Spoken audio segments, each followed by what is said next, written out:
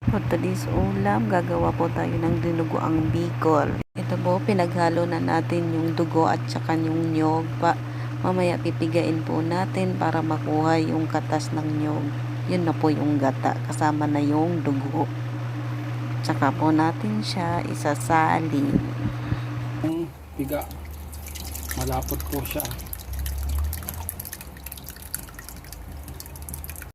Pag mainit na po ang mantika, gisay na po natin yung bawang, luya, sibuyas, saka yung siling haba, saka yung daon ng laurel, kasama na rin po natin.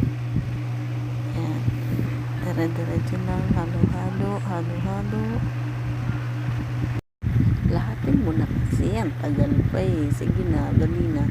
Para halo-halo-haluin, halo-halo-haluin, haluin. Lagyan na po natin itong karne. Halo-haloin po natin. Lagyan na rin po natin ng asin para manood yung lasa niya habang ginigisa. Halo lang po, nakatatakpan po natin. Ang po natin itong kalamansi sa dugo para hindi po siya magbubo pag halo natin sa karne.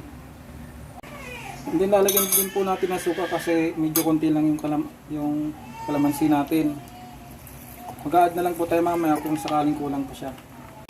Shake po natin itong hinalo natin para paglagay natin mamaya. Dahil nagmamantika na po ang karne natin, ilalagay na po natin ang dugo. Ito po, sasalain po natin para wala siyang mga... Masarap po siguro ito. Yan, malapit na po siyang maluto at medyo ano na po siya. Malapot-lapot na. Kunti na lang luto na to. Lalagyan natin ng paminta at ng fish sauce. Masarap. Masarap. Lagyan na po natin ng masarap. Haluin, halo. Tsaka lalagyan natin ng konting asukal para matamis na. Sinagyan ko din po pala siya ng saging para mas masarap at mas madami. Pag ganyan pong para sa nag-chocolate, lagyan na po natin siya ng siling haba kasi luto na po siya. Ito na ang ating dinuguang Bicol. Enjoy eating!